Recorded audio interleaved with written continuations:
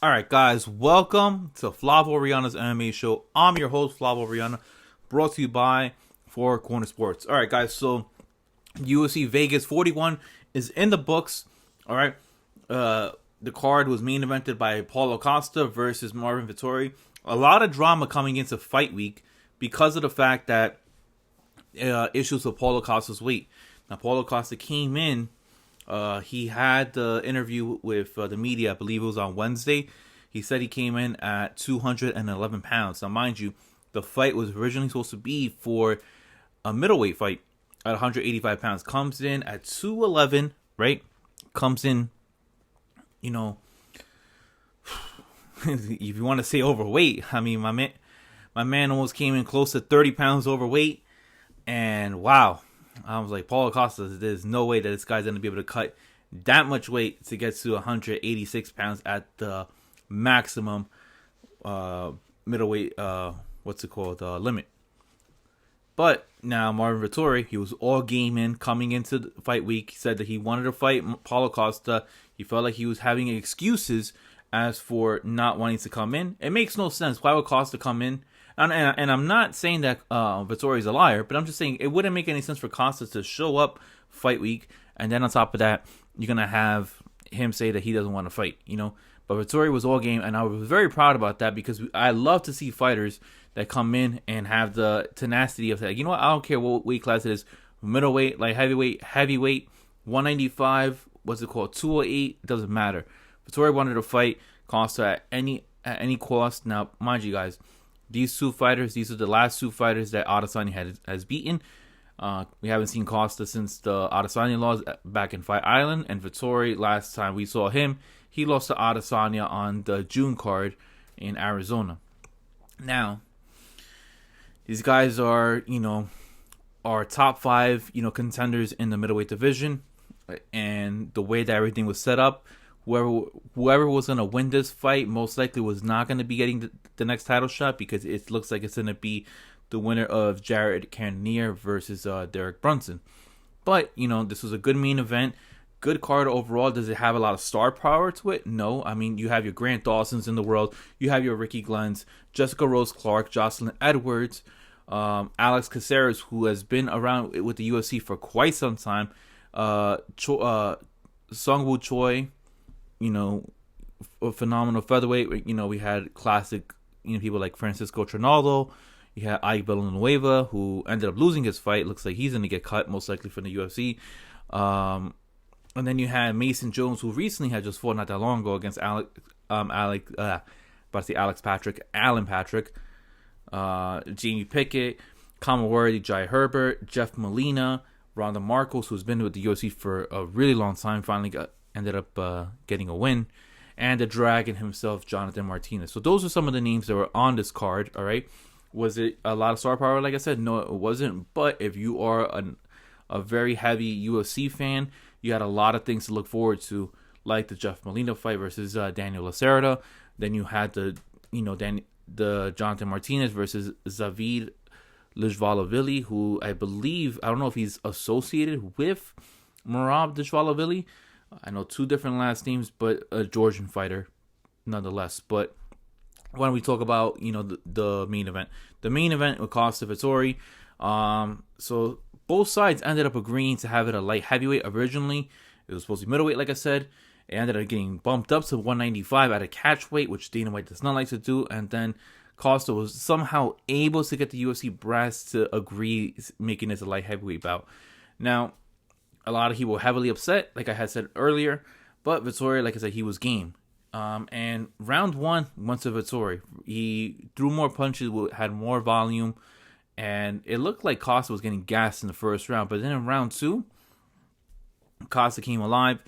I mean, the ferocious ferocity that this guy has in his hands, throwing those right punches into the stomach of Marvin Vettori. Now, I was very impressed with the body shots that Costa was able to throw because clearly, you know what? This guy has some level of IQ. I get it. He didn't look that great against Israel Adesanya. Not many fighters do at 185. I mean, Kelvin Gastelum had his moments. I mean, that was one of the best title fights that I ever seen. You saw Robert Whittaker. He got pieced up when he fought Adesanya back in, I believe it was Australia, if I'm not mistaken. So, not many fighters have the ability to look good against Adesanya, and Costa didn't. But Costa came back after his 13-month absence, and he put on a show. But Vettori, I mean, this guy has a chin for days. I mean, this guy might have like a cinder block of a head and a cinder block of a body, because he was eating everything but the kitchen sink, and nothing was going to bring this guy down. I mean, Vettori ended up winning round 3, in my opinion, because Costa, right, he was winning round 2, but then he went for an ill-advised, guillotine choke, which it ended up backfiring on him because both these guys were sweating profusely. He ended up losing grip, and then Vettori was able to capitalize on having the upper hand by being on top of Costa and riding it out for those last 90 seconds of round 3. And even though Vettori didn't do much, I mean, the ground control, the ground control, and the fact that he was on top and throwing enough to make sure that Jason Herzog was not gonna get them off. I mean, that really helped. But also, I missed the thing also. In round 2, there was an ill-advised eye poke. Now, I don't remember. I could be wrong. I don't remember there being an initial eye poke anywhere between round 2 and round 1. But Herzog had given a warning to Costa from what he had said, taking away a point on apparently the second eye poke. And yeah, Costa, got a point taken away. I gave him the round, but obviously with the point taken away, it was a 9-9 round. Round 3, I gave it to Vettori because he had top position ending the round, and he threw more than enough than he needed to make sure that he contained ground control. Round 4, it was a little bit tricky. I gave it to Marvin. All right, Marvin just threw more. It was throwing more with the jab. He was disrupting the way that Costa wanted to handle everything. And then in round 5, because of the point deduction, it really cost Costa, so he needed to go for the knockout, but he wasn't able to get the knockout in round 5. Won round 5, but all in all, I gave Marvin the victory, winning 3 rounds to 1. And then obviously that tie in the second round made it, I believe it was like 48-47, if I'm not mistaken, or something like that. Marvin Vettori wins. Now, what's next for both fighters? I don't know, because it's a weird spot, because Marvin Vettori, he got his win bonus. He got a performance bonus. Very rare to get a performance bonus when it goes down to the decision, but that was more of just like a middle finger to Paulo Costa, what the UFC ended up doing, because they wanted to show that, hey, that they were really pissed off on Costa on how he handled everything on fight week, and he made everything very difficult. Vettori was a class act, and it was very rare to see that. A lot of people were rooting for Marvin Vettori. I mean, Marvin Vettori is one of those people that, you either like him or hate him. Not many people love him, and a lot of people were showing a lot of love to Marvin Vettori because of how he ended up handling himself. Now, there was a lot of stuff that was being said. Dana White had came out to the press conference and said, hey, after his stunt of coming into, fight week completely overweight, having to go, he ended up missing 2 weight classes. Dana White felt like it was best that Marvin Vettori ends up fighting at light heavyweight moving on forward. Now, that's huge. Now, Costa wants to fight at 185. He says he can make 185. He said he had an injury. Now, I'm not sure if he had an injury or not. But if that's the case, then, maybe give him a second chance. But I personally would love to see him go to light heavyweight. One, ill-advised super weight cuts are so bad for the body, and in the long term, it's going to hurt you really bad. So why don't you just, go down to your natural weight class, just because sucking up all that weight is definitely not good for you. 2, easiest path for a title for Paulo Costa, in my opinion. Easiest path for a title, because think about it. Yeah, you have Jan Blachowicz as a champion. He's going to fight Glover Teixeira coming this Saturday. But who do you have else left in the division? Yeah, Yuri Prochazka, who probably has next. Alexander Rakic, who's looking for an opponent. Dominic Reyes, who recently had fought for the belt, who fought for the belt twice in 2020. And then after that, you put Paulo Costa in that mix. I mean, look, that's already top 5 right there. You could fight your Anthony Smiths of the world. You could fight your Thiago Santos. There's also another light heavyweight bout with Ankalaev versus Volkan Ozdemir, and that's something to look forward to. So Costa could put himself into the mix. Me personally, I think that the fight to make a light heavyweight with Paulo Costa is Dominic Reyes versus Paulo Costa. Reason being is because, look, both gentlemen had lost, 2 fights in a row. All right, Costa lost his fight against Adesanya and then lost against a title contender in Marvin Vettori. And then Dominic Reyes, he has lost 3 fights in a row. All right, 3 fights in a row. Lost to John Jones, which I felt like Reyes, should have been awarded the title because I think that was a robbery right there, as much as the John Jones fans I am. Lost to Jan Blachowicz, getting knocked out, and then also losing to Yuri Prochazka in the way that he lost back in May, with that spinning elbow that knocked him out cold. And we won't see Dominic Reyes back until maybe early 2022. It's the fight to make, guys. It's the fight to make. Plus, that fight says, fireworks.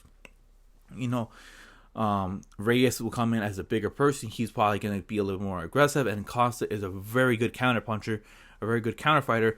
That it just screams main event on a fight night, if not the opener of a pay-per-view. So that's the fight to make. As for Marvin Vettori, you can go several routes.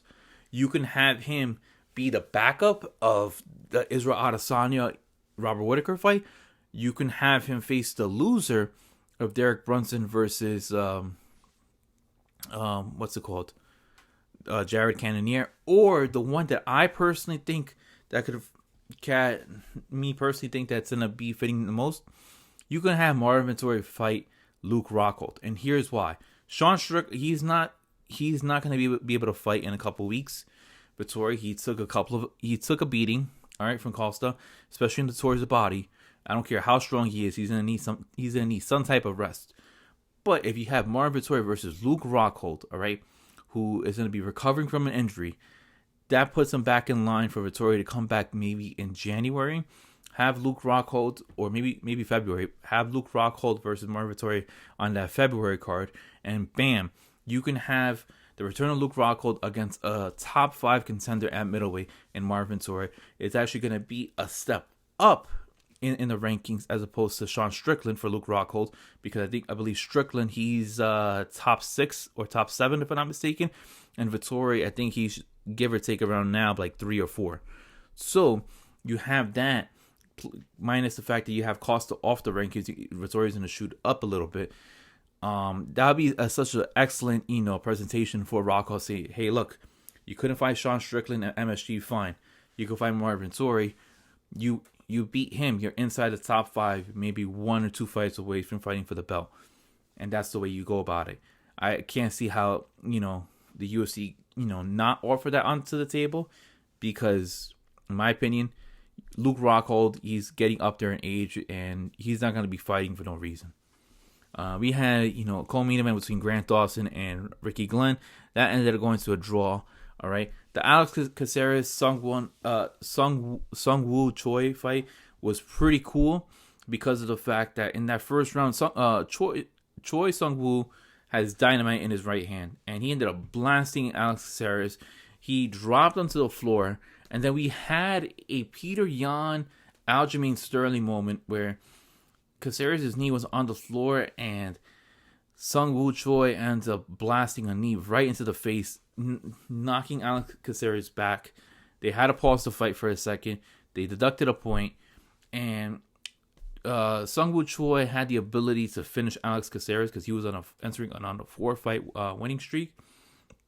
But Caceres was able to capitalize back, and then in round 2, dominated, grabbing position of a rear naked chokehold, forcing Sung Woo Choi to tap out. Now, Sung Woo Choi, to me, he has potential of being a top 5 featherweight, even though featherweight is a very deep division. And I just felt like Alex Caceres, if it wasn't for that one mistake, I think Alex Caceres' 4-fight win streak would have gone to an end. But Caceres got the win. I know people preaching for him to fight top 15. I think he should fight Ilia Topuria, but Ilia Topuria got a fight, I think, booked for February.